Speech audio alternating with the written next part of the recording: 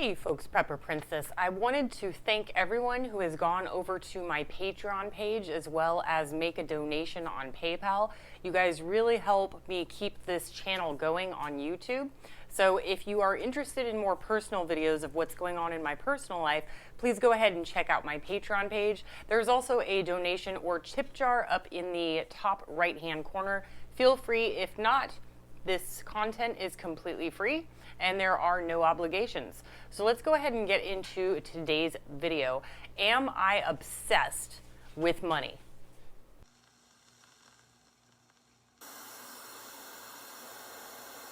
For those of you who are already getting ready to comment in the comment section as to how horrible I look and there's something wrong with my eye, I am already aware. I'm having some sort of allergic reaction to the dust in my left eye, so it looks a little bit swollen and messed up around my eye. Sorry about that. So a lot of people always assume that a vlogger or money-saving YouTube channel is always obsessed with money, and that's not really the case. I was watching and I have been reading books by Gail Vaz Oxlade. She's a Canadian author, and I really like her. Oh, by the way, if you guys get a chance, go ahead and click on YouTube, look up Till Debt Do Us Part and Money Morons. And she had a lot of shows that I think for people who are just starting out are extremely helpful. It teaches you how to live on a budget doing the envelope system. She uses jars, but it's the same type of system. And really great show. All of them are very entertaining. So go ahead and take a look at that if you guys get a chance. And it's kind of addictive. And every episode is on YouTube. Warning you ahead of time, it's addictive TV show. But I was watching her do a sermon at a church to help them pay for an elevator, and she was talking about how people think and assume that she's obsessed with money, and she says, ask my daughter. Not really. I'm not really obsessed with money. And my family, I would say my family also assumes that I am obsessed with money.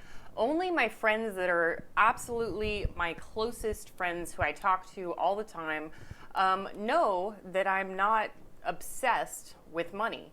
Back when there's a lot of different ways that you can save money without sacrificing the lifestyle that you are accustomed to. You're just not used to those types of changes, and they're not downgrades, they're just different from what you're used to.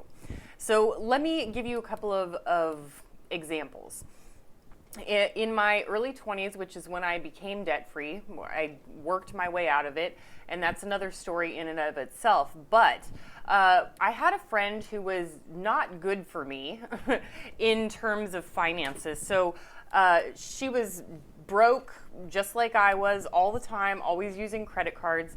And what we would end up doing is going to Starbucks or Peet's Coffee. Peet's is a thing here. Buying our venti mocha frappuccino with extra whipped cream and sprinkles on top, whatever it was, spending our $5 to $7, and then we would end up going to like Barnes and Noble. There was another bookseller that was like a competitor with Barnes and Noble. I think they're out of business now, and I honestly don't remember their name. So think about it: coffee and book buying. Then we would go and buy $20 to $50 worth of books, and this happened once or twice a week. It was bad. And if we weren't going to Barnes & Noble, we were going and getting our coffee, and then we were shopping at the mall.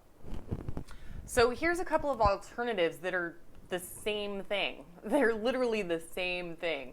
So make your coffee at home. You can use a latte machine. I've showed you my Da Vinci coffee, which is, in my opinion, better than a mocha frappuccino. But you can make lattes, mocha frappuccinos, just your regular coffee. And then you take your coffee and you can go to the library. The library is free. So your coffee is almost free. And you go to the library and you're doing the exact same thing you were doing at Barnes & Noble. You're shopping for books, except the books are free. Coffee, books, same thing, but free. Same thing, but free. You could, instead of going window shopping at the mall, you could go to a thrift store.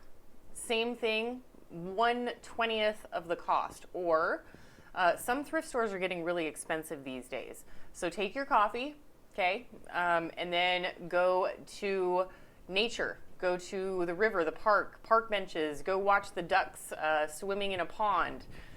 Anything that you can think of for free. A lot of times what we would also do is we would go out to like a movie and dinner, right? So dinner and a movie. That's what friends do a lot. It's a way to spend time together. So instead of doing dinner out, which is like it was in California, so like $20 per person, and I always ended up paying because, like I said, this was not a very good friend. So dinner, and then you would go to a movie, $12 a ticket. So $24 for the movie, and then you're looking at like $40, $50 for the meal. So you're looking at spending $75 for like 4 hours of entertainment. So here's an alternative. You cook the food at home, and you can go to a matinee, which would save you half price, or you cook the food at home, you go over to a Netflix box, which has new releases, and you get yourself a movie for $1.50, 1/10 the cost. 1/10 the cost, and then the food at home is not free, but almost free. I mean, it's a lot cheaper than $40 or $50 at a restaurant, where you get bad service, overfed, and indigestion. So you can get your own food at home, and you can cook anything in a restaurant, anything at home that you could get in a restaurant. It's the same thing. Dinner and a movie. But people don't think that it's the same thing. They just assume that it's better if you're going to a movie where, I don't know, you're spending $8 for a barrel of popcorn, because a bucket's not big enough these days. You know, go and get your Orville Redenbachers in a box, pop some popcorn in the microwave or in your popcorn maker. I personally prefer a popcorn maker, but that's just me. And watch your movie at home and have your dinner at home, and switch off with your friends. So you do it one night, they do it the next night. It's not any different. A lot of people still have cable. I am shocked and amazed at cable TV. The price of cable TV, $200 a month for cable and internet. To me, that is just insane. I mean, these days, just about everybody needs internet, but cable TV, there are so many alternatives. Some people have Amazon Prime, which I've tested and I didn't really care for it, and I don't really shop on Amazon, so it's not really a big motivator for me to get that whatever day shipping it is. But if it works out for you, that's an alternative. For me, I love my Sling TV. Sling TV is $30 a month. It's got all my favorite channels: TBS, FX, FXX, AMC, History Channel, the HLN Movie Network. It's got TBS, USA, everything, every single one of my favorite channels that I watched on my $200 a month cable is on my $30 Sling TV. That's on my website too, prepperprincess.com. If you guys are interested, I think that there is a free trial. If there's not a free trial, it's going to give you some money off, and it'll at least, I mean, just think about it. You're spending $200 a month on cable. Just try it. I mean, what's the worst you can lose? $20, $30? I mean, it was worth a try if it doesn't work out for you, right? Philo TV is another one that's very similar to Sling. It just doesn't have my favorite movie channels. I don't think it has the FX and the FXX. But Philo TV is another alternative, and that one's only $20 a month. If you want to get rid of cable entirely, a lot of people are really happy with the antennas that they have, where they get local stations and a couple of others. But with my Roku box, I literally get anything. I get ESPN, CNN, ABC, NBC, the CW. The CW has, and the CW is not just live TV. It gives you every episode of every TV show that is on that station that you can watch anytime for free. On a Roku box, you've got Tubi TV, which is a really good one. It's like thousands of movies. You go to this little app that's on your Roku box, just like you would on a TV station. You click on Tubi, and then boom, thousands of movies available for free. Free! And that's just one of the free movie channels. You've got FilmRise. FilmRise has so many movies. Like you even have the option of a search. You can look up whatever movie you're thinking of and it'll come up, and it's almost always free. I was just watching Escape from LA the other day, and then I turned on Jurassic Park, and then I think I turned on Indiana Jones, and just any movie I wanted to watch was like the other day, it was available for free. And now that it's like Halloween time, Nightmare on Elm Street, Jason Voorhees, what's that one? Friday the 13th, Jason Voorhees, Freddy Krueger, my favorites. Like every movie is just on there for free. Tubi, FilmRise, there's so many that I can't even imagine.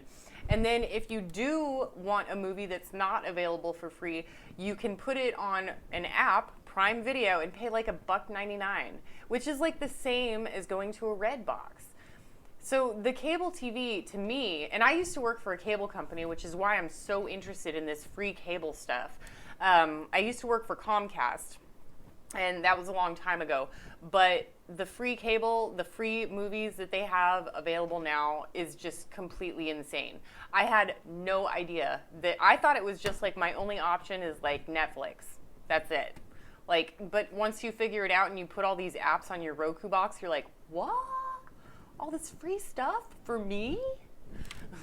And then other things that you can do for free. Like, okay, here's one thing that I do want you guys to do. Like, just do a little test run, okay? You don't, next time you're in town or you're driving down the main road of where you live, here's what I want you to look for. Fast food, big box retail like Walmart, Target, Big Lots, Home Depot, Lowe's, okay? I want you to look for those two things. And then alcohol like bars and liquor stores. Take those three things away. Three things. How much of your town is left? I mean, really. Everybody is obsessed with food, shopping, and liquor. And once you get rid of those three things in your life, you are going to save so much money. Like so much money. Just as a test run, just try it. Just go down your town. Or even, you don't even have to go anywhere. Just think about it in your head. Think about the main street of your town. Think of those three things. Now take them away. And what's left of your town? Is there anything there that you would enjoy? Because towns are now directed towards consumerism. They're directed towards people's addictions to shopping, addictions to big box stores, and addictions to alcohol. They're taking those three addictions and totally exploiting them against the American population to make a profit. So I just wanted you guys to think about that real quick and take it as you will, but there are so many free options available as to the things that you pay. And it doesn't change anything in your lifestyle. It's exactly the same thing you were doing before, only it's free. So for people who assume that I'm obsessed with money and that I never spend money on myself, there's no reason to, because everything I like to do is free. Or extremely, extremely cheap. So for those of you who assume that all YouTubers who do money-saving videos are in fact obsessed with money, we're not. For the most part, we're not. I've got my finances in order, and it's pretty much just a systematic, repetitive thing that is done every time I get paid, and then I have plenty to work with after that. Do what you can with what you've got. Prepper Princess out.